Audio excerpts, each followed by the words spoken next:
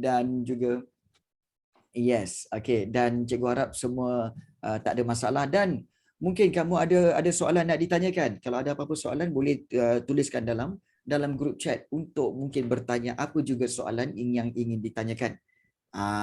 Okey. So kalau ada boleh terus tulis dan cikgu akan bacakan. Okey. Baik. Alhamdulillah. So kita nak lihat hari ini iaitu usaha ke arah kemerdekaan, dan kita lihat di sini okey, antara usaha ke arah kemerdekaan kita tahu bahawa memang idea untuk bab 7 ini kita lihat idea merdeka, idea nak bebaskan negara daripada penjajahan memang dah mula sejak daripada KMM, kemudian PKMM, sejak daripada tahun 1938 lagi memang dah ada idea-idea kemerdekaan itu. Okey, yang diperjuangkan oleh KMM, kemudian PKMM dengan Melayu Rayanya, dengan API, okey, merdeka dengan darahnya. Wow. Okey, begitu juga di Sabah dan Sarawak. Kalau kita lihat dah ada pergerakan pemuda Melayu dan Persatuan Kebangsaan Melayu Sarawak, dah ada usaha-usaha ini. Begitu juga kita lihat UMNO pada tahun 1946 telah ditubuhkan untuk untuk mendapatkan kemerdekaan dengan berjuang menggunakan slogan Hidup Melayu dan kemudian bertukar kepada Merdeka. Sudah ada usaha dah ni, bab 7 ni, usaha ke arah kemerdekaan. Begitu juga PKML di Labuan dan juga MIC Hizbul Muslimin, dan juga kita ada MCA yang sama-sama ingin menuntut kemerdekaan. Ingin menuntut kemerdekaan. It's growing. Oh, iya ke? Alright. Okey. Baik, begitu juga kita ada PAS, dan juga IMP di mana mereka juga ingin menuntut kemerdekaan. So banyak bentuk parti-parti ini untuk menuntut kemerdekaan. Dan usaha yang pertama yang dilakukan adalah jawatan kuasa hubungan antara kaum. Dan apa tujuan dia adalah untuk menyedarkan rakyat tentang pentingnya perpaduan. Dan ini objektif CLC ni adalah untuk apa? Mengkaji hubungan kaum, membetulkan keadaan politik, mewujudkan keadaan harmoni dan muhibah. Ingat bahawa sebenarnya British telah memberikan syarat. Syarat paling penting untuk merdeka adalah tunjukkan kepada kami British bahawa kamu semua tiga-tiga kaum dalam tanah Melayu ini boleh bersatu. Tunjukkan pada kami anda boleh bersatu. So kalau anda boleh bersatu, kami boleh berikan kemerdekaan. Nampak tak begitu? So sebab itu pentingnya perpaduan. Macam anda semualah, kalau anda tunjukkan komitmen pada cikgu bahawa kamu semua boleh menyertai kelas cikgu dengan baik dan juga boleh memberikan komitmen dalam kelas-kelas cikgu. Cikgu berjanji akan mendedahkan segala-galanya tentang sejarah SPM. Dan juga akan cuba membantu kamu dalam sejarah SPM. Nampak tak? Perlu beri komitmen baru cikgu boleh berikan bantuan dan usaha-usaha yang kamu perlukan. Alright. So kita dah lihat tentang anggota jawatan kuasa CLC untuk meningkatkan kesedaran. Baik. Cikgu rasa cikgu minta kepada mungkin Nafi Iman ataupun Sushmita, mungkin kamu boleh membantu cikgu, iaitu kita telah sampai ke tahap isu-isu ke? Kita nak mulakan pada isu-isu ke? Cikgu, kita kat peranan jawatan kuasa hubungan antara kaum CLC. So kita baru sampai peranan ke? So kita sampai peranan. Muka surat 2. Muka surat. Dia bilang mau gemuk secara instan. Baru dia pergi sarang lebah. Pasal kelas 6 nikah aja. Rupa-rupa bangga. Jauh ku yakin baju. Apa tu?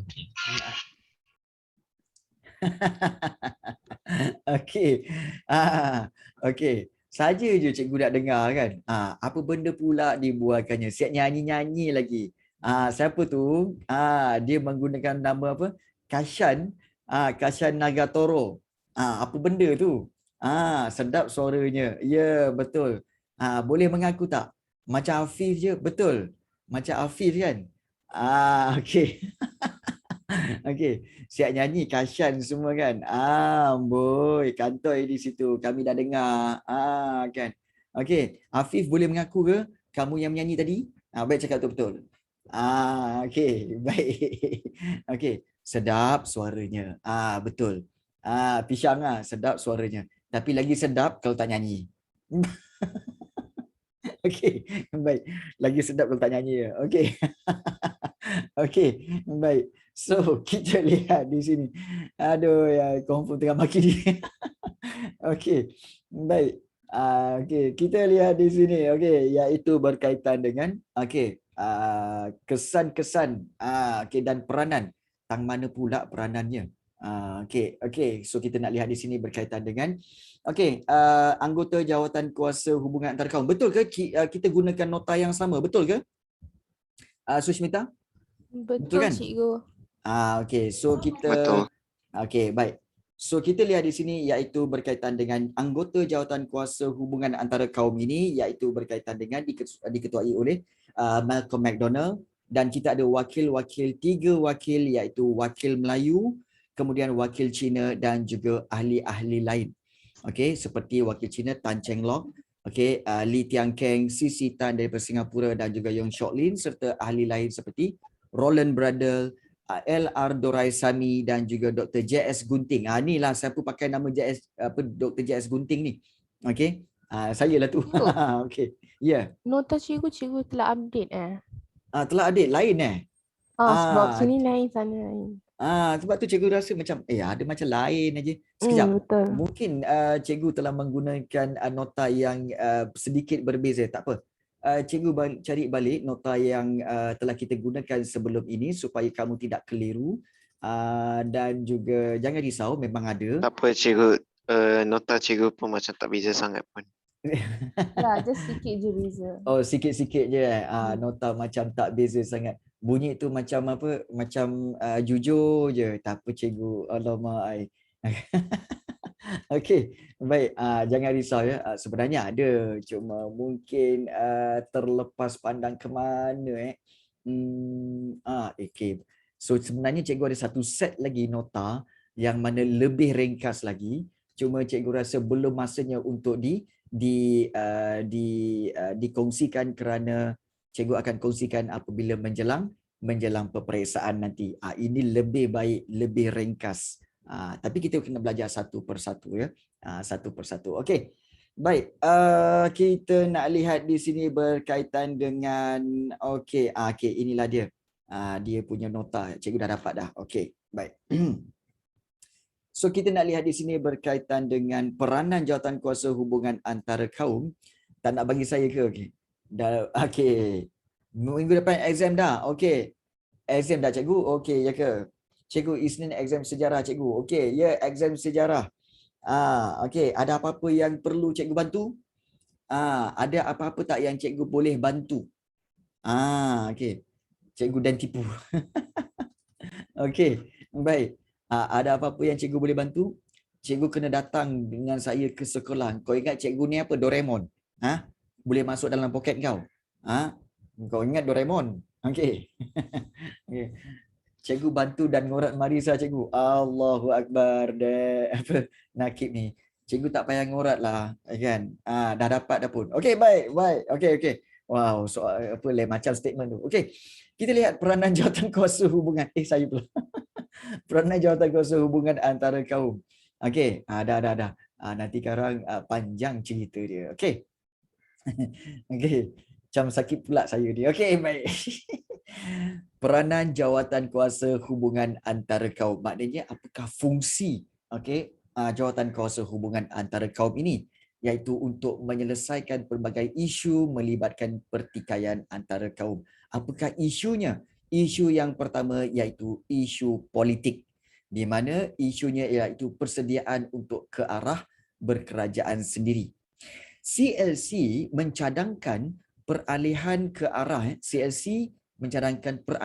arah berkerajaan sendiri dilakukan dengan memberikan pengalaman pilihan raya secara berperingkat kepada penduduk tanah Melayu. Maksudnya, CLC, katakan CLC ni ada wakil UMNO, wakil bukan Melayu Okey, dalam satu persidangan. Okey, dia kata apa? Okey, kita nak bincangkan isu tentang bagaimana kita nak merdeka dan berkerajaan sendiri. So CLC cadangkan apa tahu? Okey, kalau kita nak berkerajaan sendiri, kita kena mulakan dengan memberikan pilihan raya kepada orang awam. Supaya orang awam tahu, oh inilah demokrasi. Inilah pilihan raya iaitu demokrasi. Sebab sebelum tu tanah Melayu tak ada pun, tak pernah mengalami pilihan raya.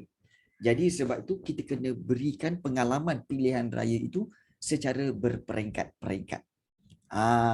Jadi oleh sebab itu mereka setuju dengan cadangan itu, maka sebab itu pilihan raya telah diadakan di peringkat mula-mula peringkat Majlis Bandaran dulu. Kemudian baru dibawa ke peringkat Majlis Negeri dan kemudian baru dibawa ke peringkat Majlis Perundangan Persekutuan. So isu politiknya iaitu berkerajaan sendiri dengan cadangannya memberikan pengalaman pilihan raya. Kalau rakyat tak tahu pilihan raya itu macam mana rakyat nak setuju? Jadi kena berikan pengalaman pilihan raya itu.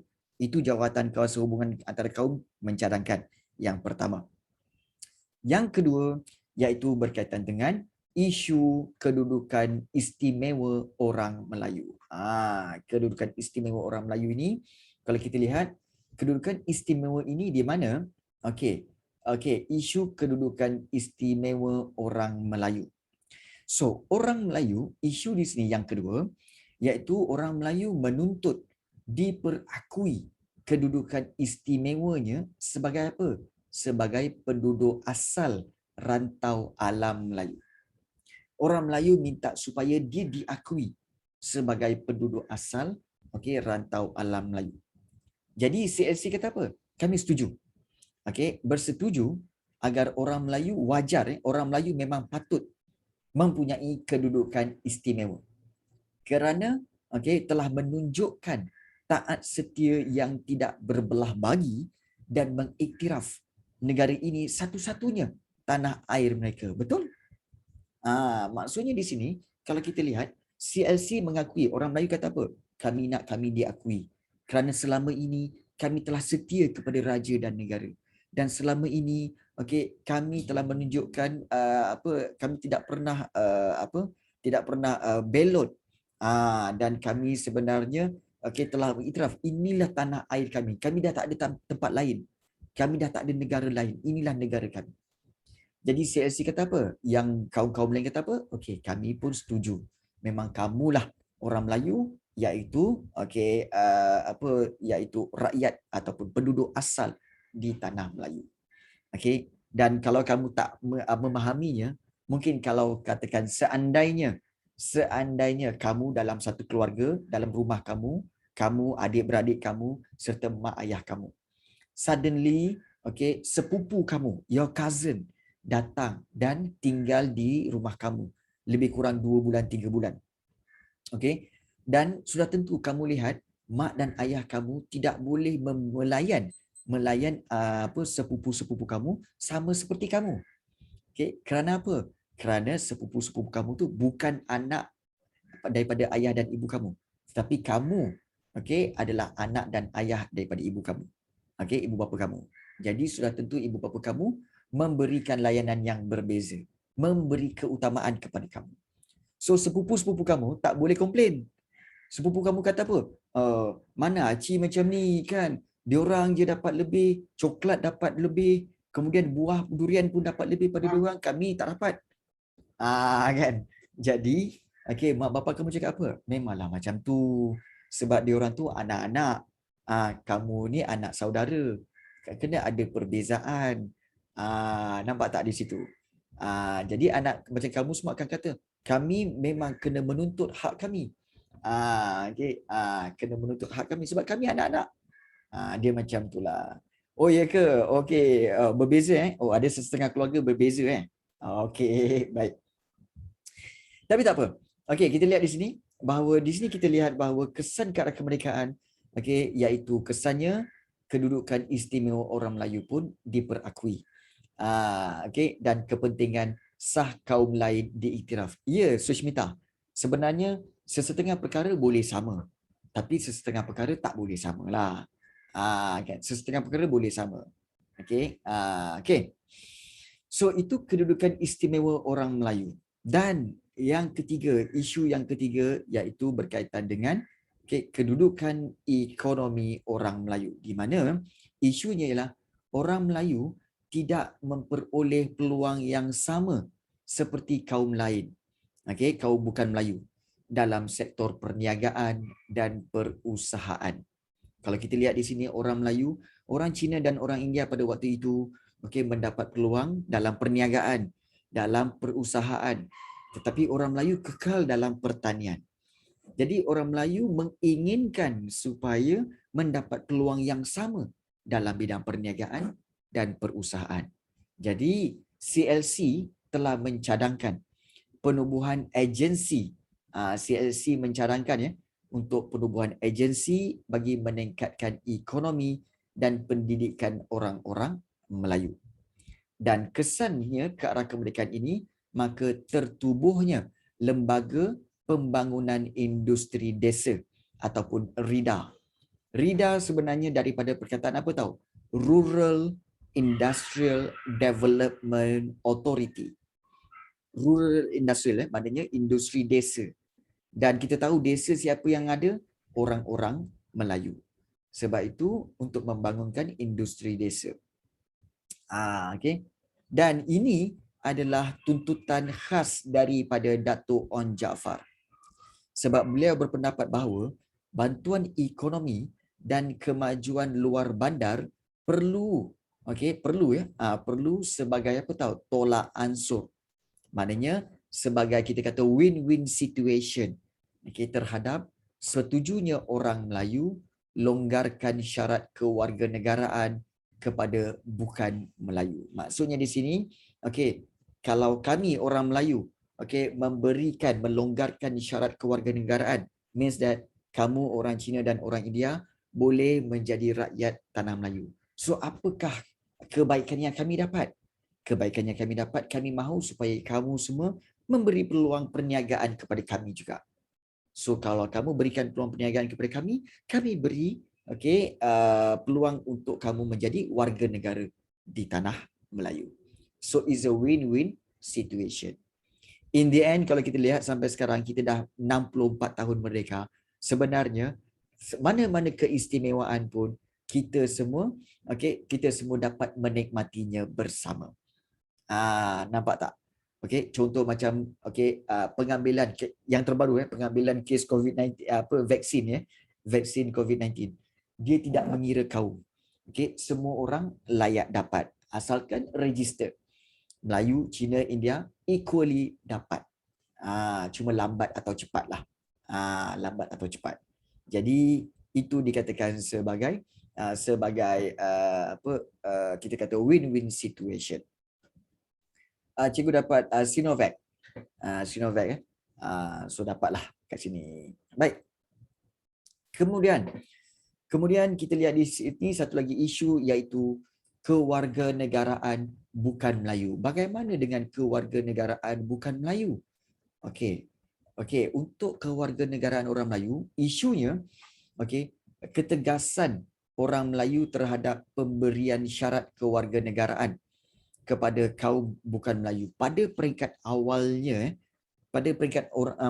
orang Melayu memang tidak setuju untuk memberikan kewarganegaraan kepada kaum bukan Melayu. Namun begitu kalau kita lihat apabila CLC ini bersidang, pada akhirnya mereka bersetuju kewarganegaraan kepada bukan Melayu penting bagi memupuk taat setia kepada tanah Melayu dan memupuk kerjasama dalam kalangan penduduk. Jadi oleh kerana ada tolak ansur, dan maka orang bukan Melayu boleh memberikan kelonggaran dalam perniagaan dan juga perusahaan, maka syarat kewarganegaraan ini pun telah dilonggarkan. Syarat apa yang orang Melayu bagi sebenarnya orang Melayu beri syarat apa tahu? Kalau kamu semua boleh melonggarkan ataupun memberikan peluang perniagaan kepada orang Melayu, mengiktiraf kami sebagai penduduk asal tanah Melayu, maka kami akan melonggarkan syarat kewarganegaraan untuk orang bukan Melayu. So itu win-win situation. Kami diiktiraf sebagai penduduk asal tanah Melayu, kami diberikan peluang perniagaan, maka kami beri kepada kamu pula, iaitu kamu boleh menjadi warga negara tanah Melayu. So this is win-win situation. Okay, nampak tak?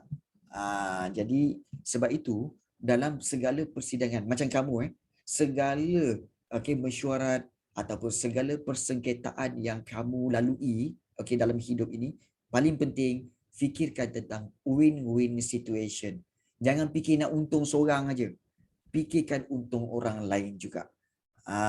Nampak tak? Ya. Okey, baik. Okey, so soalan Khairina, macam mana diorang boleh betul ansur? Sedangkan sebelum ini bukan Tanah Melayu menganggap Cina macam musuh saja. Okey, baik. Sebenarnya, di sini kita kena faham bahawa apabila orang-orang Cina telah menubuhkan MCA, Malayan Chinese Association, dan orang Melayu memahami bahawa MCA ini bukan komunis. Ya, bukan komunis. Jadi orang-orang Cina dalam MCA ini, mereka memang nak jadi warga negara Tanah Melayu dan mereka bukan komunis. Maka orang Melayu pun bertolak ansur. Pada peringkat awalnya, orang Melayu menganggap orang Cina ni semua komunis. PKM. Jadi tujuan dia untuk apa? Untuk menubuhkan Republik Komunis di Tanah Melayu. Sudah tentulah orang Melayu tak nak. Tetapi bila penubuhan MCA, dan MCA tunjukkan kami bukan komunis. Kami memang orang Cina tapi kami bukan komunis. Kami nak merdeka juga. Jadi di sini barulah ada tolak ansur. Oh, kamu pun sama macam kami nak merdekakan Tanah Melayu. Kamu pun sama macam kami untuk hidup secara harmoni dan hidup dalam aman di Tanah Melayu. So barulah timbulnya tolak ansur. Nampak tak? Nampak tak Khairina bahawa di sinilah ada tolak ansur pentingnya. Jadi macam kamu semua kalau kamu nak bermusuh, pastikan kamu kenali musuh kamu. Adakah benar-benar dia bermusuh dengan kamu kerana benci pasal kamu? Ataupun dia benci tindakan kamu. Dia benci tindakan kamu. Macam tu. Kena kenali musuh kamu. Macam kita semualah. Macam kita semua kita tengok Nakib. Mungkin ramai di antara kamu yang tak suka Nakib. Asyik-asyik mengaku handsome. Asyik-asyik mengaku handsome. Tapi sebenarnya kita mungkin kurang senang dengan pengakuan dia yang dia handsome. Tapi sebenarnya dia baik. Dan kita tak marah dia pun pasal dia memang baik. Dia memang baik. Cuma kadang-kadang, dia ni sikit-sikit mengaku handsome. Itu je. Bukannya kita benci diri dia. Kan Nakib kan? Nakib baik orangnya. Kan? Yes. Mana tahu kita dengki je kan? Jadi di sini kan, kita tak suka perbuatannya. Tetapi kita suka dia. Kan? Saya tak. Alamak Nakib. Alamak sentap lah pula Nakib. Kan? Saya comel. Baik. Alah Nakib. Jangan risau dalam kelas kita. Tak boleh gurau, duduk surau.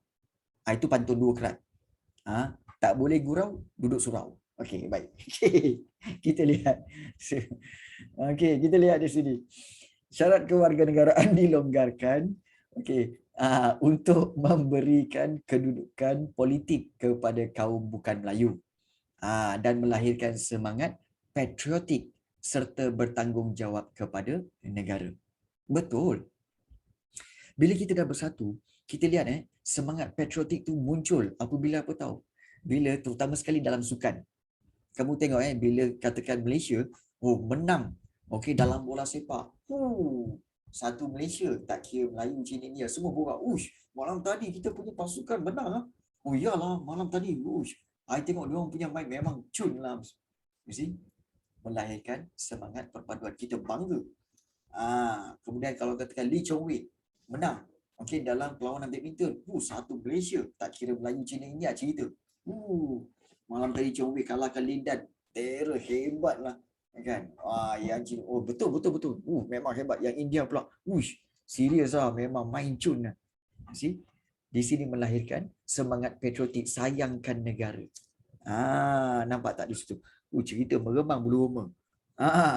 Cerita kemenangan Malaysia meremang bulu roma kau. Nampak tak semangat patriotik tu muncul. Okay, so itu yang kita mahu. Okay, so di sini penting untuk memberikan kewarganegaraan kepada bukan Melayu.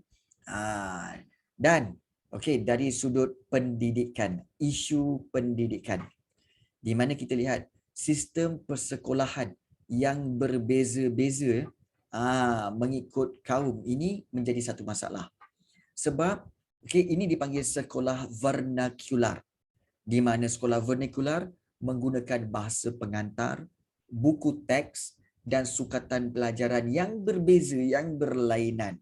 Jadi kalau kita lihat di sini, ini telah merencatkan, ini telah menyebabkan apa? Iaitu telah merencatkan perpaduan. Jadi peranan CLC. So CLC ni dalam jatuh kuasa ini mereka mencadangkan supaya apa? Sistem pendidikan yang seragam. Maknanya standardized untuk memupuk kesetiaan dan perpaduan kaum di tanah Melayu. So semua boleh bersatu padu di bawah satu sistem pendidikan yang sama.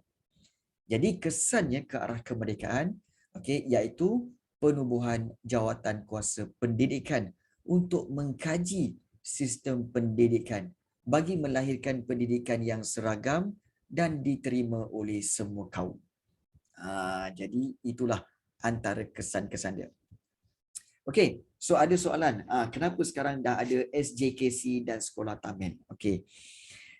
Sebenarnya sekolah SJKC dan sekolah Tamil tu sebenarnya adalah atas permintaan kaum Cina dan kaum India untuk mengekalkan tradisi pembelajaran dalam bahasa Tamil dan bahasa Cina. Kerana mereka khawatir bahawa sekiranya sekolah ataupun semua pelajar menyertai sekolah kebangsaan, maka akan hilanglah bahasa Cina dan bahasa Tamil dan hilanglah identiti tulisan India dan juga tulisan Cina. Itu permintaan mereka. Tetapi dari secara personally, secara peribadi cikgu kan, macam cikgu selalu cakap, sebenarnya Malaysia tidak perlukan SJKC ataupun sekolah Tamil. Yang paling penting apa? Kalau bagi cikgu, biar semua sekolah-sekolah kebangsaan dan sekolah Tamil ataupun bahasa Tamil, bahasa Tamil bahasa Tamil dan bahasa Cina ataupun bahasa Mandarin serta tulisan Tamil dan tulisan Cina ini boleh dimasukkan dalam salah satu kurikulum di sekolah-sekolah kebangsaan supaya semua boleh belajar. Orang Melayu pun boleh belajar Tamil, orang Melayu pun boleh belajar Cina, orang Cina boleh belajar Tamil, kan? Orang Tamil boleh belajar Cina, orang Tamil boleh belajar Melayu. So semua dapat.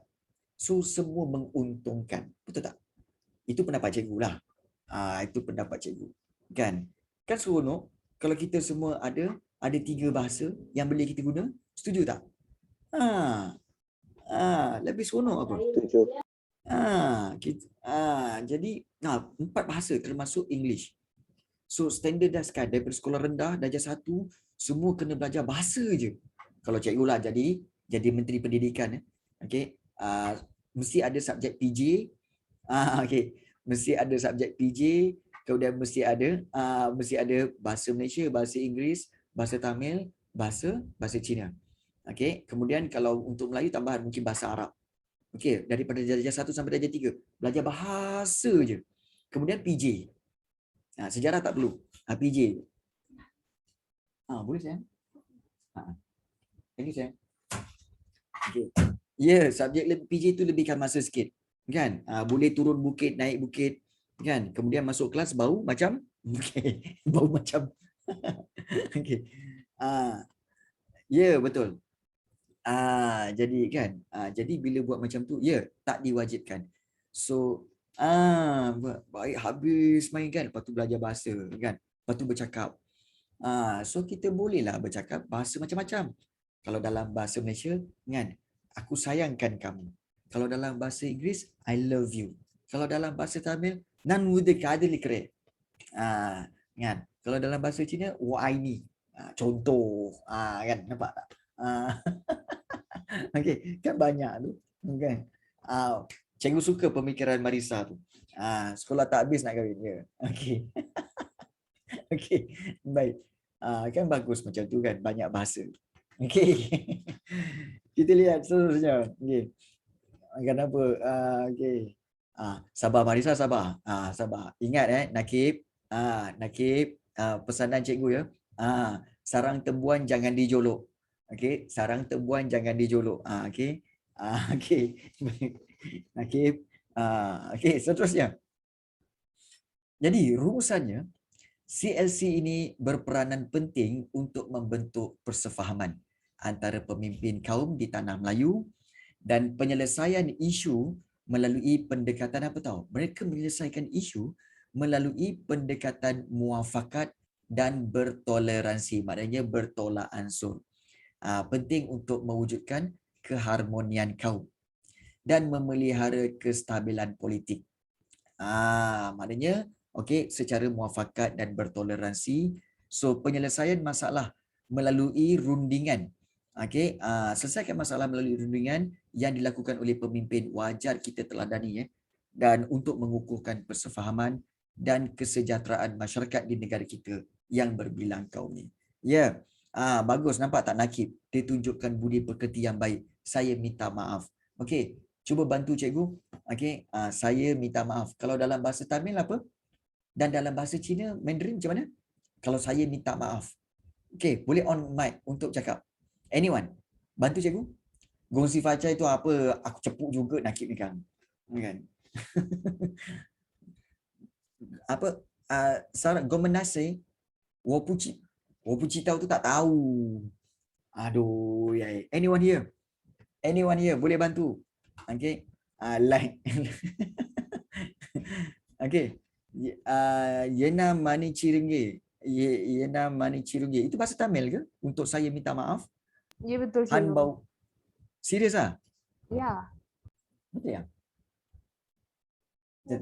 Wopuci. Oh, okey. Wopuci. Okey. Okey. So kita lihat. Ya. Han bau-bau. Melampau sangat han bau-bau ni. Okey. Wodi wandau han bau-bau. Wo yau fan tau han bau-bau. Serius ah?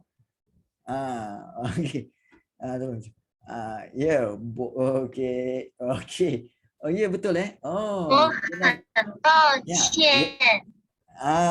Yena mani cirengge. Okey, Yena mani cirengge.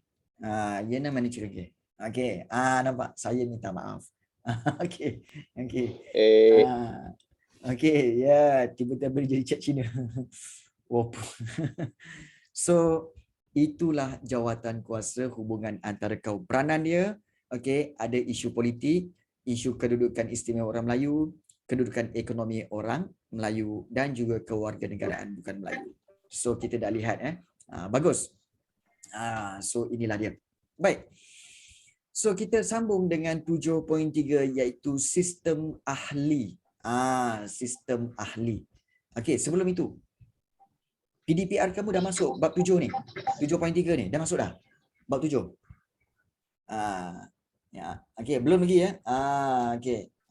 Jadi belum lagi. So cikgu kena ucapkan Yena mani cirengge. Okey. Yena mani cirengge. Okey. Kerana kita kena belajar awal.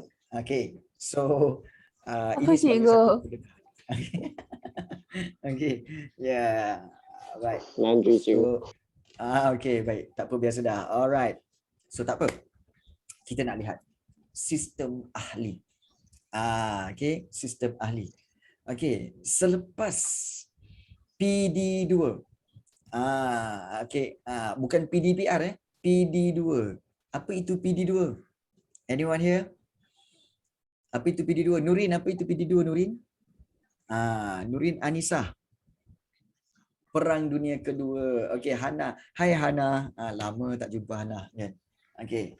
So, Perang Dunia Kedua. Okey, kita lihat Baik, selepas Perang Dunia Kedua, British menjalankan dasar dekolonisasi. Okey, iaitu menyediakan langkah berkerajaan sendiri secara beransur-ansur kepada tanah jajahannya. Maksudnya di sini, kena ingat satu perkara Okey, sebenarnya maksud dekolonisasi. Okey, ini cikgu nak kena explain juga Dekolonisasi sebenarnya Bukan poligami pandai, dekolonisasi. Kau Anwar Rafi belum apa-apa dah poligami. Hai kau ni sunat pun tak kering lagi. Okey baik. Poligami sebenarnya bermaksud poligami, dekolonisasi, sorry. Dekolonisasi sebenarnya bermaksud iaitu melepaskan tanah jajahan kepada penduduk tempatan. So itu sebenarnya maksud sebenar dekolonisasi. Iaitu melepaskan tanah jajahan kepada penduduk tempatan. Dalam bahasa Inggeris, decolonization. Kalau dia punya kata lawan dia, colonize. Colonize penjajahan. Decolonize, lepaskan tanah jajahan. Boleh faham itu dekolonisasi. So, melepaskan tanah jajahan kepada penduduk tempatan, supaya apa? Supaya penduduk tempatan boleh membina kerajaan sendiri. Dan memerintah sendirilah secara beransur-ansur. Jadi kalau kita lihat di sini, British selepas Perang Dunia Kedua memang nak jalankan dasar lepaskan tanah jajahan ni. Memang. Jadi kalau kita lihat di sini, antara kekurangan, kalau kita lihat mengalami kekurangan pegawai tempatan dalam perkhidmatan awam menyebabkan Dato' Onn Jaafar minta agar tindakan diambil untuk menambah peluang pentadbiran kepada wakil tempatan dalam usaha menyediakan tanah Melayu ke arah kemerdekaan. Maksudnya apa tahu? Maksudnya, Dato' Onn Jaafar kata, korang ni nak memberikan kami tanah Melayu ni. Tapi korang kenalah ajar kami macam mana nak mentadbir negara. Jadi British kata, macam mana caranya? Dato' Onn Jaafar kata apa? Kalau macam tu begini. Why not selama ini pentadbiran tanah Melayu ini, Persekutuan Tanah Melayu ni, semuanya British.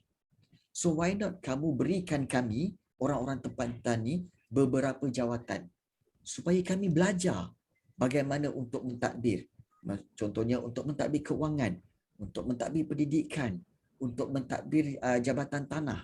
Kamu berilah peluang pada kami untuk mentadbir. Kami akan belajarlah daripada kamu. Nampak tak? Itu matlamat sistem ahli sebenarnya. Supaya nanti bila korang dah balik, kami dah tahu macam mana nak run this country.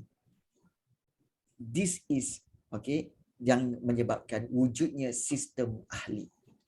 Dan daripada cadangan Dato' Onn Jaafar. Nampak tak Dato' Onn Jaafar? Hebatnya Dato' Onn Jaafar. Namun begitu sayangnya Dato' Onn Jaafar telah keluar daripada UMNO. Kalau tidak, Dato' Onn Jaafar lah orang pertama yang menjadi Perdana Menteri. Setuju tak? Setuju kan? Kan? Sebab Dato' Onn Jaafar memang banyak. Dialah yang menubuhkan UMNO. Dia jugalah yang mencadangkan sistem ahli.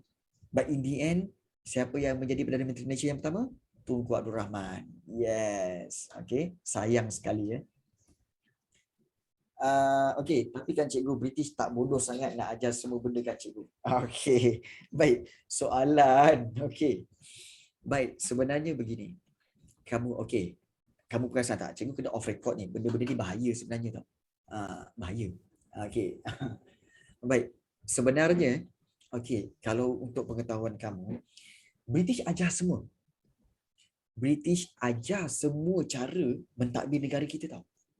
Tetapi dengan sistem yang dia Cikgu masih recording. Masih recording baik. Masih recording ke? Cikgu pause dulu. Korang pun tak ingatkan. Cikgu dah terpaksa sambung record balik. Tak apa, kita sambung. Menjaga portfolio yang mengandungi jabatan dan agensi kerajaan, mencadangkan undang-undang yang berkaitan dengan jabatannya untuk dibentangkan dalam MPP ataupun dalam Majlis Perundangan Persekutuan. Mencadangkan undang-undangnya. Diorang ni yang cadangkan undang-undang tu. Dan mereka dilantik oleh Pesuruhjaya Tinggi British dengan persetujuan Majlis Raja-Raja Melayu. Maknanya, Gubernur Pesuruhjaya Tinggi British pun setuju pelantikan mereka, dan pelantikan itu pun mereka setuju, Raja-Raja pun setuju.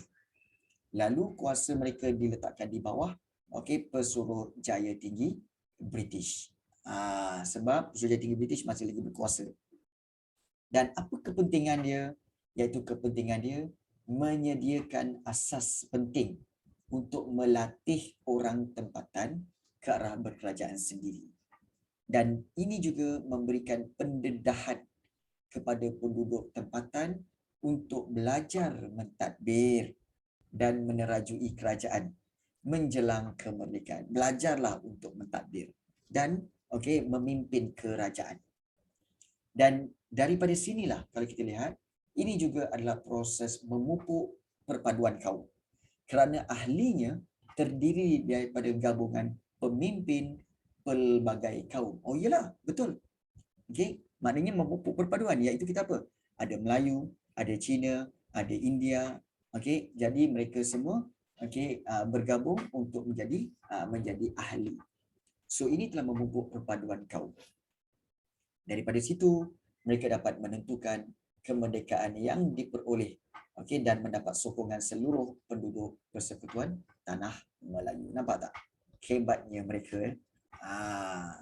Dan kalau kita lihat Dato' Onn Jaafar, Dato' Onn Jaafar sebagai Menteri Hal Ehwal Dalam Negeri Persekutuan Tanah Melayu, dan tanggungjawab beliau ialah tentang hal ehwal imigran, hal ehwal para pendatang, kemudian penyiaran dan percetakan, hubungan negeri Melayu dengan negeri-negeri Selat, hal ehwal menunaikan haji, kemudian pendaftaran kerakyatan, perkahwinan, kematian, dan menjaga jabatan-jabatan seperti RIDA, menjaga RIDA, jabatan pilihan raya, dan jabatan rupa bangsa nasional.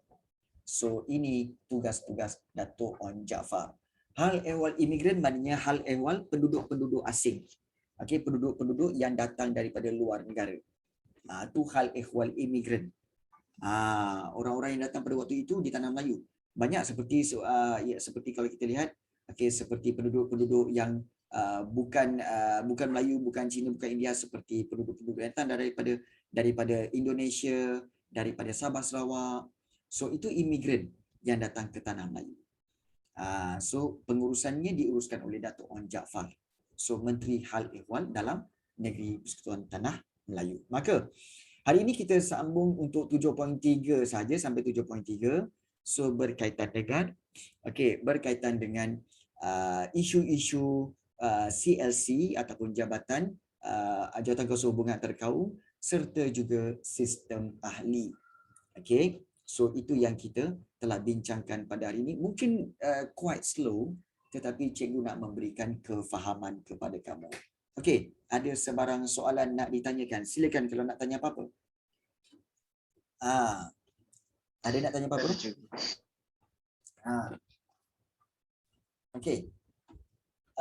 Yang lain-lain? Nak Tak tanya ada, apa-apa? cikgu. Baik, so ada yang tanya, Jabatan Rupa Bangsa. Bagaimana Jabatan Rupa Bangsa Nasional tu apa dia? Jabatan Rupa Bangsa tu, maksudnya adalah jabatan yang ingin membentuk bangsa Tanah Melayu. Iaitu bagaimana nak memupuk rupa bangsa Tanah Melayu ni. Iaitu bangsa Tanah Melayu ni bukan semata-mata ada orang Melayu, tapi ada orang Cina, ada orang India.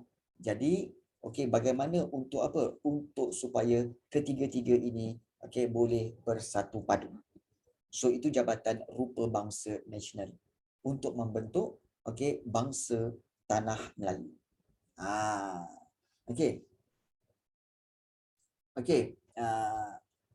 Baik. Satu-satu. Khairina nak tanya. Majlis Bandaran, Majlis Negeri dan Majlis Perundangan Persekutuan itu pilihan raya macam mana? Yang dimaksudkan pilihan raya di sini ya. Pilihan raya diadakan peringkat Majlis Bandaran. Maksudnya, untuk pengetahuan kamu, pilihan raya yang pertama dijalankan iaitu di Kuala Lumpur dan di Georgetown. Kuala Lumpur dan Georgetown adalah bandar. So, diadakan pilihan raya peringkat bandar dulu, iaitu bandar Georgetown dan juga bandar Kuala Lumpur. So, itu pilihan raya Majlis Bandaran. Kemudian pilihan raya majlis negeri iaitu di peringkat negeri, iaitu antara negeri yang terawal melakukan pilihan raya iaitu di Selangor, di Kuala Lumpur, kemudian di Pulau Pinang dan juga di Perak. So itu adalah pilihan raya peringkat negeri. Kemudian kalau pilihan raya perundangan persekutuan, maknanya pilihan raya dari sudut seluruh negeri-negeri tanah Melayu. Maknanya seluruh negeri-negeri persekutuan tanah Melayu buat pilihan raya seluruhnya. So itulah dia pilihan raya peringkat bandaran, peringkat negeri dan peringkat persekutuan. Boleh kan Nina? Pilihan raya yang berasingan. Boleh faham situ Okey, baik. Nuzul tanya pula. Peristiwa Dawn Raid tu apa cikgu? Okey. Peristiwa Dawn Raid sebenarnya adalah peristiwa bagaimana Malaysia take over syarikat Guthrie dalam tempoh 2 hari kalau tak salah cikgu, sehari semalam ke 2 hari take over syarikat Guthrie. Dan syarikat Guthrie kita tahu adalah kepunyaan British, dan bagaimana Malaysia boleh take over. Yes, jadi itulah peristiwa yang diketuai oleh Tun Dr. Mahathir dan dibantu oleh Khalid Ibrahim serta Tan Sri Ali sebagai Gubernur Bank Negara Malaysia pada waktu itu. So 3 orang ini punya kerja. Mereka berjaya take over Guthrie dalam tempoh sekelip mata, dalam tempoh 1 malam. Dan pada waktu subuh itu, sebab itu dipanggil Dawn Raid, pada waktu subuh, British dikejutkan dengan Guthrie yang mana jatuh ke tangan Malaysia. Hebat, memang hebat. Dan diketuai oleh Tun Dr. Mahathir. Pernah tahu kan cerita tu? Dawn Raid. Cikgu pernah ceritakan kan benda tu? Dawn Raid tu. Bagus soalan-soalan kamu ni, maknanya pengetahuan tentang sejarah kamu bertambah. Dan juga kamu juga telah bermakna kamu telah pun mengetahui pelbagai perkara tentang isu-isu semasa dan isu luar. Baik. Untuk itu, kalau kita lihat di sini, bagaimana mungkin ada pertanyaan-pertanyaan. Bagaimana cikgu untuk mengingat fakta-fakta tentang peranan jawatan kuasa hubungan antara kaum dan juga sistem ahli ini. Baik, untuk mengingatinya harus diingat kamu kena rajin untuk buat apa? Untuk buat mind map. Sebagai contoh macam cikgu buat kat sini, kita buat sama-samalah. Sebagai contoh, kita buat peranan CLC. Buatlah seringkas mungkin. Peranan CLC. So kita boleh bahagikan kepada satu bahagian di sini. Dan juga kamu boleh pecahkan kepada pertama iaitu isu. Kamu boleh letakkan di sini isu politik. Isu politik. Dan isu politik berkaitan apa dengan kalau kita lihat isu politik yang pertama iaitu memberi pengalaman. So kamu boleh tengok kat sini iaitu pengalaman pilihan raya. So buat secara ringkas. Pengalaman pilihan raya. So kemudian kamu boleh ambil kesan dia. So kamu boleh ambil kesan dia iaitu pilihan raya. Pilihan raya bandaran, negeri dan persekutuan. Dia begitu. Jadi kamu boleh buat secara mind map kat sini. So kita boleh buat kat sini dan kita akan bentangkan dia secara begini. Isu politik, kemudian kamu boleh buat pengalaman pilihan raya, dan kesannya. Kita lihat kesannya iaitu pilihan raya bandaran, negeri dan juga persekutuan. So liningkan dia. Isu politik, pengalaman pilihan raya, kesan dia, pilihan raya, bandaran, negeri dan persekutuan. Oh, crash Crash tu macam mana? Crash tu macam mana, Nafi? Kemudian yang kedua, okey, iaitu berkaitan dengan isu isu kedudukan. Okey, kedudukan istimewa orang Melayu. Okey. Oh ya ke? I see. On too much. I see. Hati-hati ya. Hati-hati Nafi. Okey. Okey, so di sini kamu lihat okey, kita lihat di sini okey, menuntut diperakui kan. So kita lihat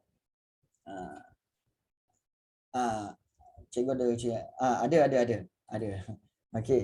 So kita lihat di sini isu kedudukan istimewa orang Melayu iaitu orang Melayu menuntut apa? Menuntut untuk okey, diakui. Okey, ataupun menuntut kedudukan istimewa. Okey, istimewa. Okey. Okey, so kita boleh buat sebagai penduduk asal. So macam tu. Okey. So dan kamu boleh buat di bawah tu iaitu kesan dia.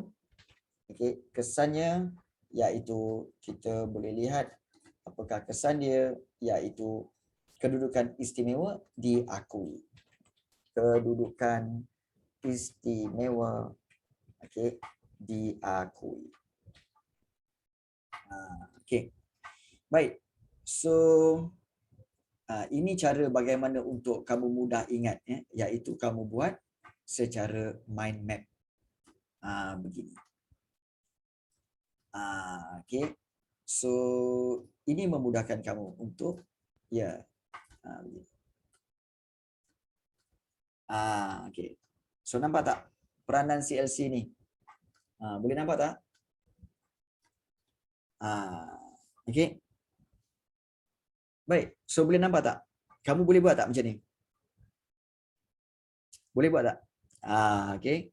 Boleh nampak okey. So bagaimana dengan Lana dan yang lain-lain? Boleh nampak tak bagaimana cikgu buat ni? Begitu juga Samuel. Boleh okey, baik. Okey. Cikgu nak tanya satu soalan lah.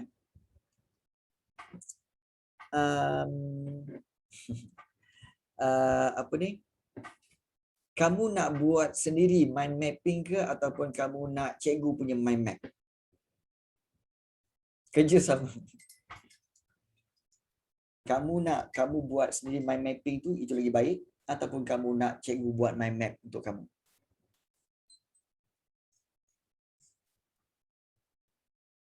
Mind map cikgu Mind map cikgu? Sebenarnya sendiri pun boleh. Yes. Okey.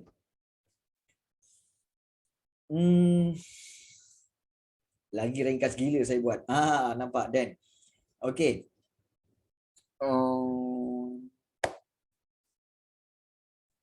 Okey. Kita boleh buat tapi homework subjek lain banyak sebab tu. Kalau tengok cikgu punya, lepas tu saya try buat sendiri boleh. Okey. Baik. Untuk pengetahuan kamu, hari ini ada kelas kita yang kedua terakhir. So kelas kita yang terakhir pada hari Isnin ni. Okey, dan kita akan masuk bulan 7 Julai. Dan bulan Julai ini, okey, kamu ada tugasan. Okey, dan tugasan-tugasan itu memiliki hadiah. Okey, dan kebiasaannya tugasan-tugasan itu tugasan-tugasan itu cikgu akan berikan okey, tugasan-tugasan itu dalam bentuk mind map apa semualah. Jadi insya-Allah cikgu sediakan hadiah-hadiahnya. Okey, hadiah-hadiahnya ada. Saya nak makan dengan cikgu. Cikgu, tugasan dalam macam bentuk apa? Mungkin dalam bentuk PowerPoint atau bentuk mind map. Nanti kena scam. Tak. Setakat ini ramai yang dah dapat ramai yang dah dapat hadiah daripada cikgu. Okey. Okey.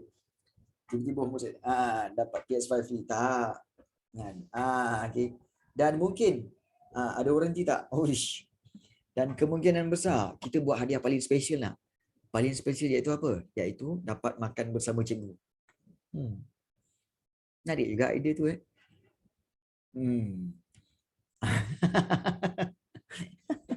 Kan?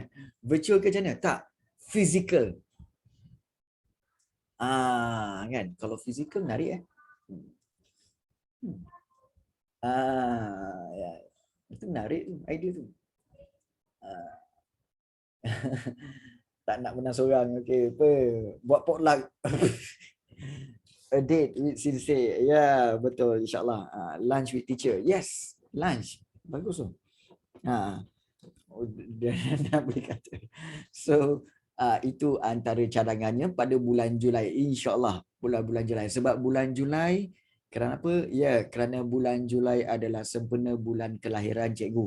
Okey, bulan kelahiran cikgu. So, cikgu nak berikan something yang istimewa kepada para pelajar cikgu. Okay. Yeah. So, why not cikgu create something yang istimewa untuk para pelajar cikgu? Hari jadi cikgu bila? Hari jadi cikgu tak tahu. Hari jadi cikgu, cikgu tak tahu. Okay. Serius cikgu tak tahu. Tak tahu. Kan? Hari lahir tahu. Hari lahir 31. Hari jadi tak tahu. Biasanya hari jadi ni 9 bulan sebelum tu. So, cikgu tak tahu. Okay. Okay. So, kalau cikgu 9 bulan sebelum tu cikgu tak jadi, so tak adalah hari lahir kan. So, tak tahu lah kan. Tak laku kot. Amboi Hana. Amboi kan. Dia apa? Betul-betul dia smash ni. Amboi Hana. Wah. Okay. Lama pendam tu. Dia lama pendam tu kan. Anan lama dia pendam kan. Faham tu. Okay, dari first class lagi. Okay. So, 10 markah. Okay.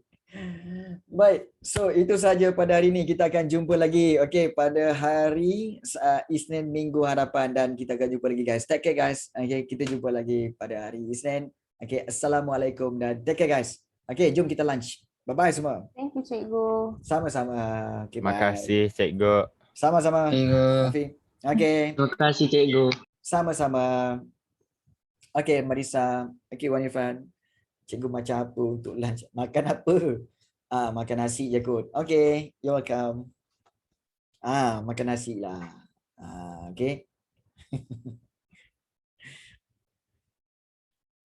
Lauk cikgu. Hari ni nasi biryani. Kambing, nasi biryani kambing. Kan? Nasi biryani kambing. Ayuh, sedap. Kan? KFC sini. Hana. Kan? Hana. Mesej cikgu. Mesej cikgu. Mesej cikgu cepat. Segera. Okay. Ya, segera. Alright. Okay.